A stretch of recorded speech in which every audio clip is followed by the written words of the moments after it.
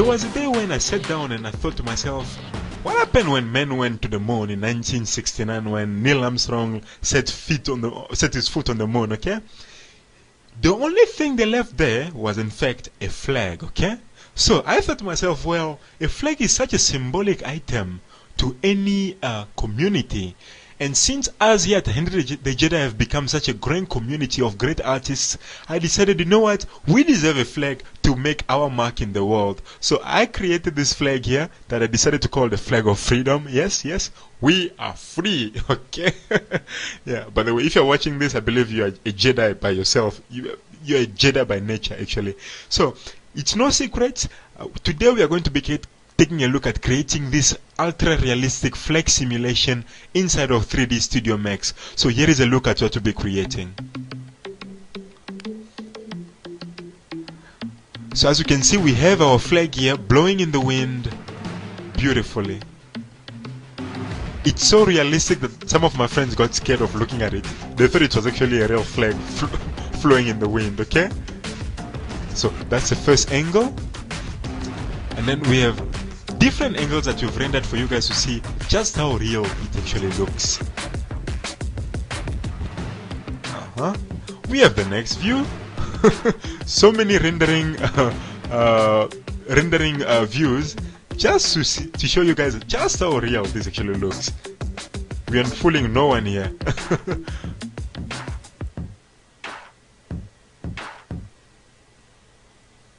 Oh yeah, and finally the final look. Woo! A much better close-up. Let's play it again. It's really like a cloth material flowing in the wind.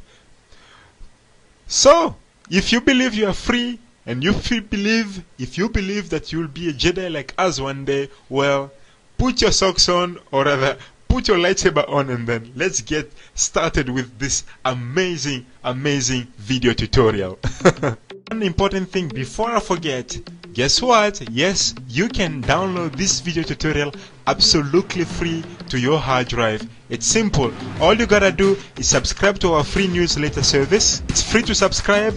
All you do is you go to our amazing website, henrythejedi.com, and then there's a section there which says login or register to our forum to share ideas and free downloads. So either you register or you log in to get access to this great free video tutorial, and in return we'll be sending you guys great updates on great training products coming your way, and great amazing tutorials and downloads coming your way as the year goes on. Okay, so once more, welcome to the year 2009, and let's get started. Now in our favorite 3D application in the world, which is Autodesk 3D Max, first things first, we always need to reset scenes so that we are more or less working on according to the same steps. Okay, so we are going to File, Reset, and then it's going to ask you, do you want to reset? Say yes. So when you reset the scene, in other words, most of these parameters that we'll be using will be default settings, okay? So this will help all of us to work faster and so forth. So first things first, we're going to create our flag that we'll be using, okay? So we go to the Create panel, and then Shapes, and then say Line, okay? Please check Auto Grid, and then Initial type to corner and drag type to corner also. Go to the front viewport, and then in here, let's begin to draw our flag, okay? We want something a bit high, so we'll do like that. Something big too, to accommodate the size of our image that we'll be applying later. And then that side, and we'll close it on the other end. When it asks us close spline, we say yes. And as you can see, our line is tilted on this other side. Okay, we need to fix that.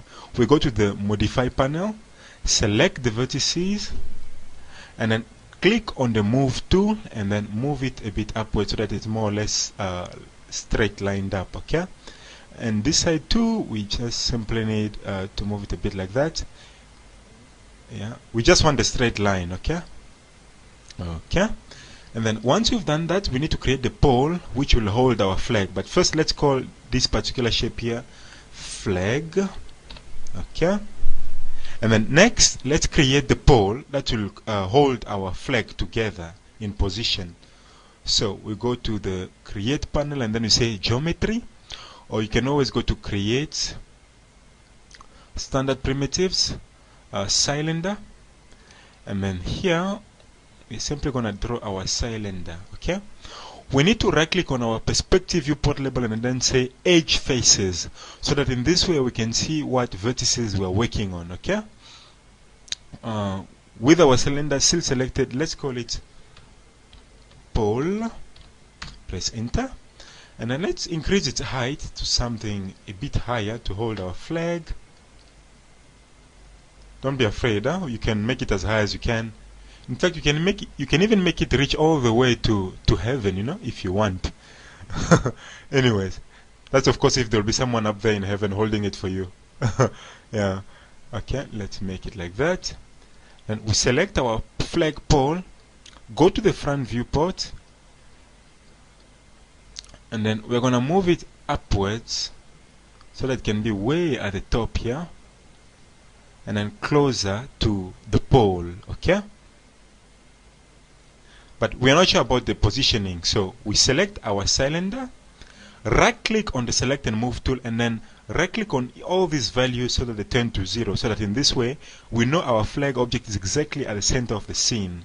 And then now it's easier, we select simply our flag and then move him a bit closer to our flag pole, so that as you can see in the top viewport, these objects are perfectly aligned, and on the perspective viewport, if we rotate, you can see how perfectly positioned our flag object is. Okay, now the next step that we're about to do is very, very important. Okay, we'll be setting some properties onto our flag object so that we can easily apply the cloth modifier in the garment maker later, so that we don't get funny geometries. Okay, so we select our flag object, go to vertices mode, press Ctrl A so that it selects all the vertices. Okay, and then scroll down until you see the break option, and then click on break. Okay, now what break does is give us a proper mesh or a proper surface to work on to apply the garment maker. Okay, so once we've broken the vertices,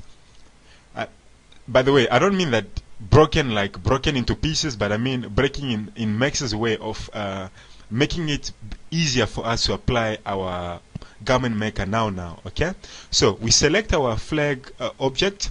In fact, I don't want to call it flag, let's rename it to flag of freedom, because I'll never forget what I saw in the film 300. I believe you guys have also seen it, where free men free men brought about justice onto the world. Not slaves, but free men. Okay, so I rename my flag to the name flag of freedom. Okay, because I believe we are all free, we are all equal, and we can all do wonderful things in life. Okay, so we select our flag object, and then under the modifiers, please select garment maker. Okay, so just like that, we can see already how many modifications have been applied to our object. Okay, so a garment maker is one of the cool features within 3D Max, which allows us to create garments, in other words clothing, onto characters, onto surfaces, and so forth. Okay, so with the garment maker, you don't need to go to the your local store rather, and then buy a cloth to apply on your 3D character in Max. You know, you don't need to spend, I don't know, $40 on a new skirt that you saw at a nice fashion outlet to apply on a character in 3D Max. You don't need to do that, because 3D Max has got its built-in clothing tools, such as this one that we are going to modify to give us the results that we're looking for. Okay, now the next tool that will help us with the clothing of our character is the clothing tool. Okay, so or rather the cloth modifier. So we select our object, and then please go for cloth. There we go. So cloth now works hand in hand with the garment maker to give us the cloth surface that we are working for ultimately in our tutorial here. Okay, you want to see now how they both work together. But first of all, we need to tell 3D Max which object is it going to use as cloths and a pole. Okay, so we select our flag object, click on object properties, and then select as you can see for now, the flag of freedom is the only object in the scene that's doing anything. But we need to tell 3D Max that we also have the pole that needs to be also added to the scene. We say add object and then click on pole and then say add. Okay.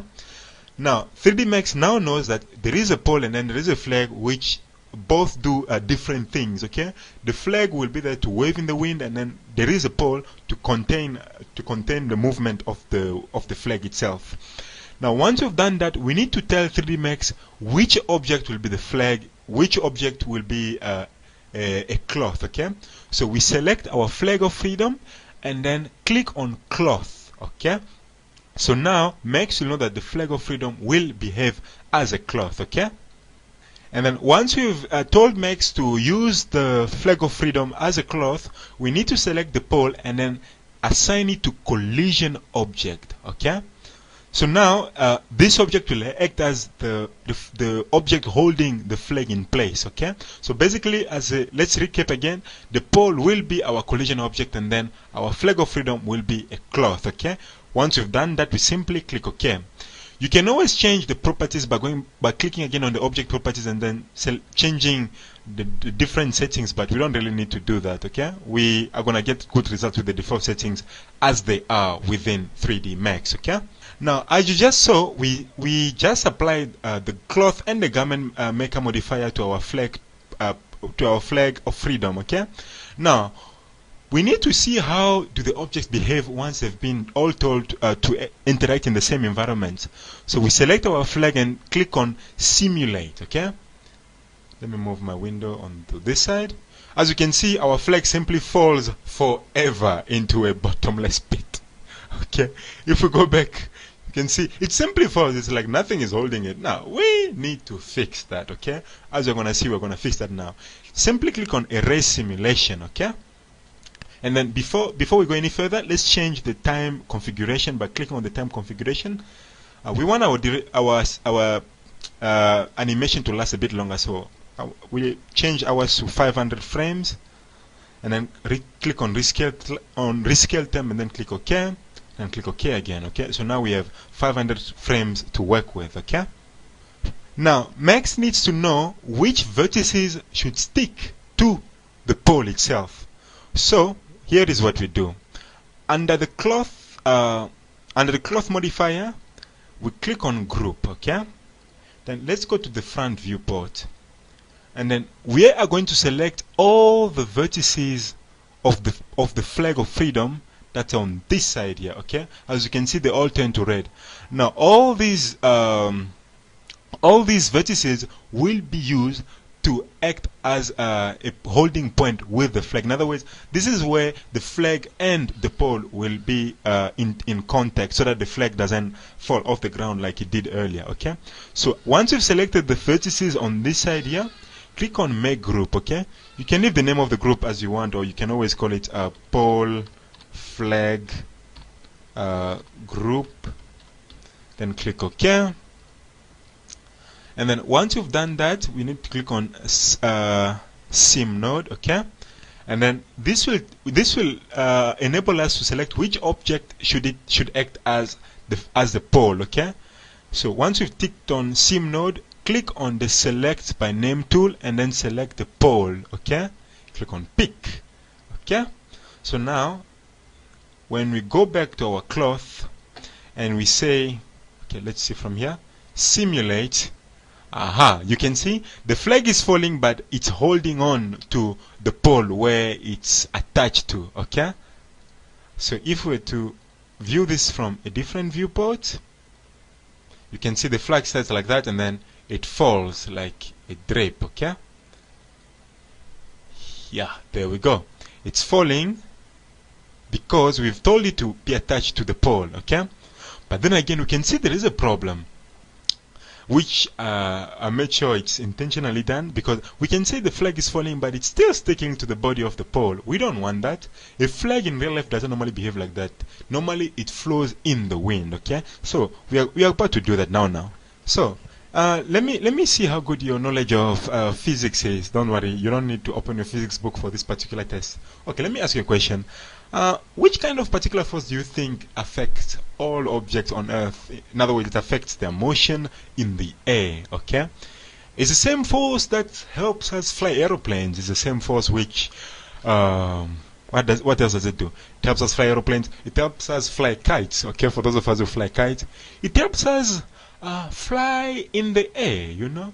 What kind of force do you think can do that, okay? Guess what? Yeah, you're right. It's the wind, okay? So we need to go to create, space ropes, forces, wind, okay?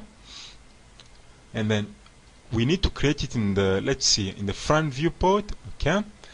Click on the rotate tool and then select the angle snap toggle tool and then rotate the wind to exactly 90 degrees and then a bit upwards, okay? So now this is the direction in which the wind will be affecting the flow of our flag in the air, okay? And then we quickly need to change some parameters of the wind object. And right now, if we were to simulate this, let's see, if we were to simulate this, it's like the wind is not even doing anything. That's because we haven't told the wind to affect anything in our object, okay? So to tell the wind to join the party and mess things around, let's first quickly select our wind object and then let's reduce a bit its icon size, okay? And then select our cloth, or rather our flag of freedom, click on cloth forces, select the wind and then move the wind into the simulation by clicking on this arrow here. So now the wind is part of our simulation and then let's click OK. So if we were to erase the simulation first and then click on simulate, there we go, the flag falls. Come on, we're expecting the wind to affect it. There we go, the wind is sort of trying to blow it up into position. Okay, there we go. But this wind is so weak that the flag is just, you know, down there. Let's press F9. You can see the wind is so weak. So we need to fix that. Erase simulation. Let's go back to our wind object, okay? And then in here, we need to change the strength to 14. In other words, this is how strong is the wind gonna be, okay? And yeah, I think just that will help us. Click on our cloth object and then click on simulate once more. Let's go back to the beginning of our scene. Click on simulate again. There we go. The flag falls and then waha! Woohoo! Freedom! Freedom! There we go. The wind is blowing our flag in the air and oh my gosh, is it a beautiful scene to see, eh? So this is Max's interesting clothing and real life simulation tool that helps us see what things will look like in reality inside of 3D Max. So when we get closer, we can see what a good job it has done, eh? Look at that. Whoa! Let me change my time configuration to 1, okay? So we can see it better. There we go. The flag tries to fall, wind blows it. Aha! Yeah, if you're getting scared that things are looking a bit too real, okay, you know what, just close your eyes and then just complete this tutorial, please, with your eyes closed. Don't worry, it won't hurt you, okay? Yeah, let's save our scene, okay? Now, if we press F9, this is the kind of rendering that we get, a preview render. You can see we're not really getting our flag is sort of dry and so forth. And guess what? That's the job of applying materials into objects, okay? Now, for the materials, please go to the project folder that came with this tutorial. You're gonna see two pictures there. There is our beautiful Henrythejedi.com emblem, or rather logo that we have there. And of course, please, you will believe. That's our motto. Yeah, man. That's our motto. We always believe that we can do the impossible. So we have this particular beautiful flag of ours, and then we also have this particular beautiful vector drawing that we will use in something called a bump map in 3D Max. Okay, if you don't know what it is, don't worry, you don't need to learn physics about to know this one. Okay, you're gonna see what it's gonna be used for. Okay, so basically we'll use this particular beautiful Henrythejedi.com logo of ours combined with our bump map to give us a beautiful looking cloth skin inside of 3D Max. Okay, so back onto our 3D Max object, we are going to select our flag object and then press M on the keyboard to bring up the materials and settings. Okay, and then we are going to assign this particular material to our flag. Simply drag it to our scene. Okay, we select two-sided and then under diffuse click on the button which says none. Okay, and then please select bitmap. Okay, and then here we are going to go to the folder which came with this particular tutorial. There we go, we have our flag there. Click on open and then say assign to object. There we go, you can see what you're already getting. And then if we let's see, if we were to play this simulation, here is what we have. When we play this, there we go, you can see the results that we're getting. Amazing stuff. Okay, press F9. There we go, now our flag is indeed, now it has some identity to go with. Okay, it's blowing nicely in the wind. If your angle snap toggle is still selected, please unselect it. Okay, so this is what we are having so far. Okay, and then with our material editor, we need to go up the parent to the parent material, and then under maps we are going to go to the bump map and select bitmap once more, and then please select our bump map flag picture. Click open. Okay, so now a bump map is what gives our object roughness.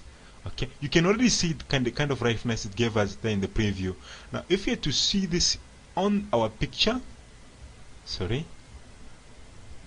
click on our bump map, go back to our diffuse option. Yeah, when we say F9, now you can see the bump map being applied there already. It helps us get some sort of an organic look of a cloth that we are working towards. Okay, and then there's just one parameter we need to change for the bump map.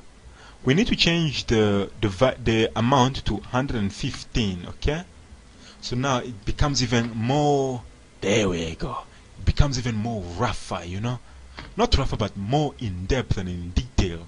This is the kind of detail we are looking for. Okay, and then for our flagpole, we simply select it and then press M again, select one of these empty materials and then simply assign it to it. And then we're just gonna go for a dark navy blue kind of color. Increase its specular and glossiness to 142 respectively. Then yeah, let's preview what it looks like. Yeah, that's not bad. If you want it to be even more glossy, you can always increase the glossiness, of course. There we go. Okay, so basically when we preview this is what we have. The flag falls, aha, the wind blows it into the air. There we go. Freedom, freedom. Oh yeah. You can see it's beautifully blowing in the wind, just the kind of thing we are looking for. Okay, realistic cloth simulation inside of 3D Max. Okay, now if we preview this, we are going to notice something. Okay, especially when the flag falls into many pieces like that, we press F9.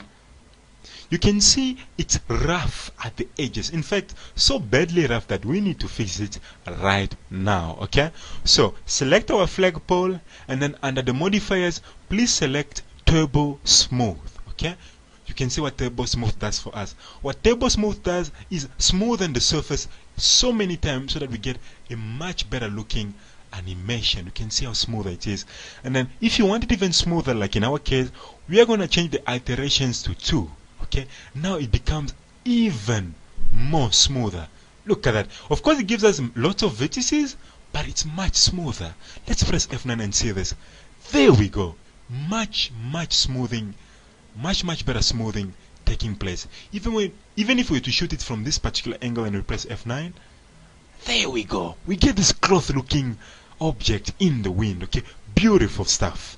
So in case we just want to make our flag a bit bigger, okay, we can always go to the front viewport, go to the beginning of our scene, select the scale tool, and simply scale it up and move it downwards.